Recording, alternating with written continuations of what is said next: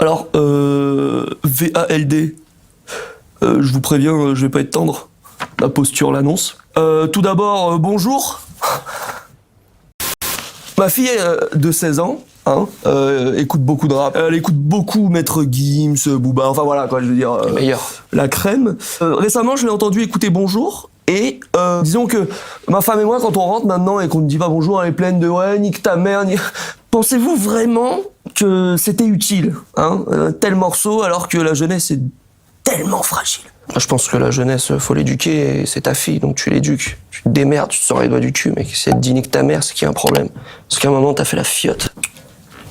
Mais je roule un dragon, et je roule un dragon, et je fume un dragon, et je fume un dragon, charge un dragon, vise les teutés, et je roule un dragon, et je roule un dragon, et je fume un dragon, et je fume un dragon, et je charge le dragon, et je charge le dragon, et je vise les teutés.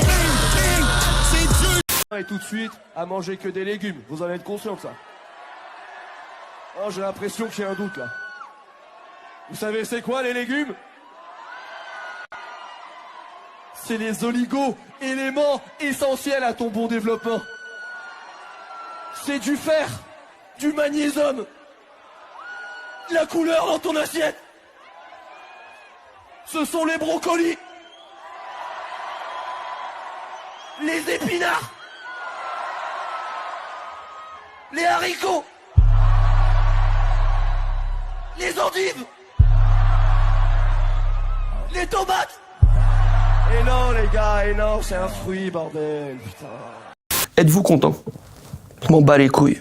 Personnellement, alors moi je suis tout de suite scandalisé parce que je veux dire, moi mes classiques, bon voilà, c'est Gainsbourg, Jacques Brel. Alors quand j'entends que le rap et la relève et la suite logique, alors là moi je suis scandalisé quoi. Je suis triste que ça te scandalise frère. Rien à foutre. Mais le calibre sur la tempe, c'est vraiment, même dans la vie de tous les jours, quoi, je me rends compte que c'est vraiment ça, quoi. On nous met tout le temps le calibre sur la tempe et on nous dit tout le temps, ouais, on t'a pas forcé, frère. Ouais, d'accord, c'est pas Quelle mal. bande de fils de pute. Tous les morceaux sortent de ma chambre. Ils ont tous été enregistrés dans ma chambre, c'est les voix de ma chambre et c'est mon mix de merde. Peux-tu décrire ta musique en 3 effets sonores? Non.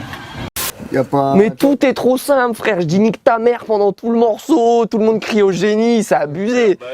Tout le monde aurait dû dire c'est la mort de ce mouvement, c'est fini. Et mais non, les mecs ils continuent. Bah ok les frères, ok. Section basse, comment tu l'as écrit et pensé ce morceau? On est dans le thème, puisque donc pour ceux qui verraient pas, c'est un morceau. Je sais pas si vous l'avez entendu plus tôt, mais c'est notre dernière scène aujourd'hui. Enculé de ta mère, t'as jeté un truc, je vais te retrouver, toi, fils de pute. Tu sais, je vais te retrouver, enculé. Ouais, je vais te retrouver, je vais te baiser ta mère. Écoutez, c'est le dernier festival. Non, ça va gâter mon charisme.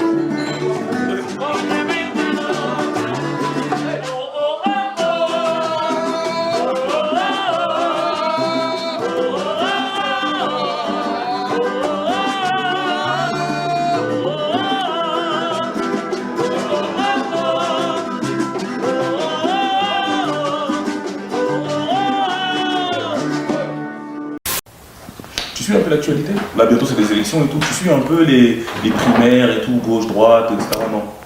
Donc, toi, est-ce que tu iras voter ou pas? Parce que la question, Mehdi, il va te regarder. Non, jamais de la vie, jamais de la vie. Non, j'y vais pas.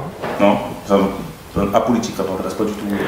Ouais, franchement, ils font leur truc, ils gagnent leur oseille, ils étendent leur pouvoir. Donc, tu fais partie de ceux qui disent de toute façon, voter, ça sert à rien. Et puis surtout, moi je fais mon truc de mon côté, j'ai pas besoin d'eux, tu vois. Ouais. Je m'en bats les couilles. Je m'en bats les couilles que le SMIC il augmente, je m'en bats les couilles que le chômage il augmente, je m'en bats les couilles que le RSA il augmente, je m'en bats les couilles de la retraite. Tu fais ton truc. Est-ce que tu trouves qu'il y a des jeunes filles notamment qui sont justement qui peut-être se respectent pas assez ou font pas attention à leur image assez et du coup c'est pour ça que tu traites toutes les femmes de pétasses dans tes textes? Ah non, alors j'ai jamais traité toutes les femmes de pétasses. Alors là, jamais. Oh là là, jamais. Non, non. Non, il y a des pétasses, évidemment. Mais le rap a ça d'intéressant qu'il est ouais, j'ai envie de dire hardcore et qui parle vraiment des choses un peu malsaines pour s'en sortir en fait, tu vois. Donc on va parler beaucoup de putes et de pétasses. Mais le plus souvent, en fait, ce sont des hommes, la plupart du temps. Alors je fais les bips a posteriori. Bip, bip. Voilà, on a censuré. C'est pour le CSA. Après, il y a le titre Je t'aime, où là, je me dis, bon, il va parler d'amour, on va le découvrir sous un autre. Ouais, mais en même temps, tu dis, quand on me demande des câlins, je les tire par les tifs. Ouais, mais c'est justement quelque chose de très amour, quoi. C'est vraiment un amour éternel, quoi, que tu peux pas t'en défaire. C'est-à-dire, tu sais, quand t'as vraiment aimé quelqu'un et tout, genre, après repartir, c'est compliqué. Que du cinéma, le rap. Y a que ça. On te voit par rapport à la sortie de ton album. Ouais. Agartha, 20 janvier. Le 20 janvier. Comment est-ce que tu te sens? Ça va? Cool? Stressé? Méga pressé. Ouais. Sous coke. Comme d'hab. Every day. Parce que tu dis je t'aime même quand t'es plus là, quoi. Donc c'est vraiment ça, c'est vraiment le morceau de l'amour éternel. Je trouve que c'est genre vraiment un amour divin, sans concession, sans compromis, sans possibilité de changement, quoi. C'est là et ça restera là pour la vie. Et c'était pour qui ce je t'aime?